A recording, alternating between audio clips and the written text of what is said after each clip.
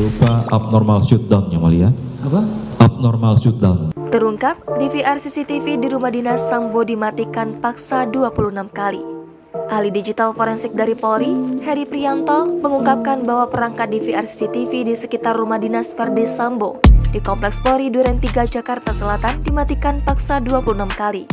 Hal itu diungkapkan Heri saat dihadirkan jaksa penuntut umum sebagai saksi kasus perintangan penyidikan terkait perkara dugaan pembunuhan berencana terhadap Nofriansah Yosua Huta Barat dengan terdakwa Hendra Kurniawan dan Agus Nurpatria. Temuan itu diketahui berdasarkan pengecekan oleh tim Pusat Laboratorium Forensik Polri setelah menerima perangkat DVR CCTV dari Polres Metro Jakarta Selatan yang awalnya menangani kasus kematian Yosua tersebut. Bisa saudara jelaskan abnormal shutdown itu apa? Baik yang mulia, perlu saya sampaikan bahwa kegiatan abnormal shutdown ini adalah kegiatan yang kami tangkap dari log file yang dimana DVR tersebut dimatikan secara tidak normal yang mulia. Ia memeriksa perangkat DVR CCTV itu dengan menganalisis melalui log file dan menemukan 300 log file. Dalam analisis tersebut diambil sampel dari tanggal 8 hingga 13 Juli 2022. Anggota Polri itu mengaku menemukan upaya mematikan perangkat yang tidak wajar sebanyak 26 kali.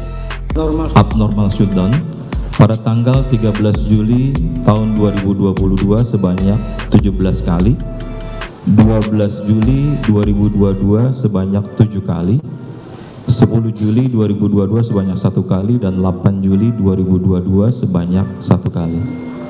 Temuan itu berdasarkan pengecekan secara berurutan pada rentang waktu dari tanggal 8 sampai dengan 13 Juli 2022.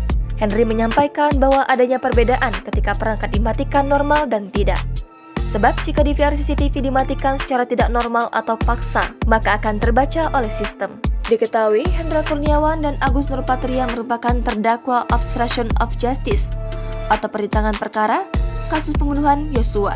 Keduanya menuruti perintah Verdi Sambo untuk melakukan perintangan perkara bersama Cuk Putranto, Irfan Widianto, Arif Rahman Arifin, dan Baikuni Wibowo. Para terdakwa obstruction of justice telah didakwa pasal 49 Junto, pasal 33 subsidiar pasal 48 ayat 1 Junto, pasal 32 ayat 1 Undang-Undang ITE nomor 19 tahun 2016. Dan atau dakwaan kedua pasal 233 KUHP subsidiar pasal 221 ayat 1 kedua KUHP. Junto pasal 55 ayat 1 ke 1 KUHP. Jangan lupa subscribe, share, komen, dan like ya.